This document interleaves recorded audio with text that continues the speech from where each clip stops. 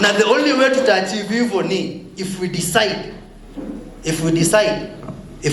to stand, tuamue this is not right, this is good.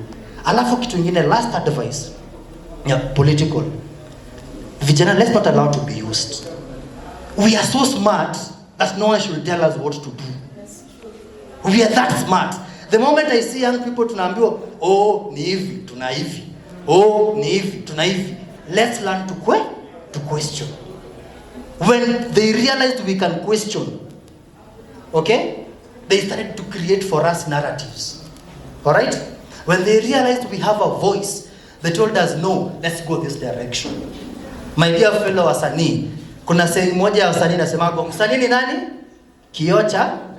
Msanii ni nani?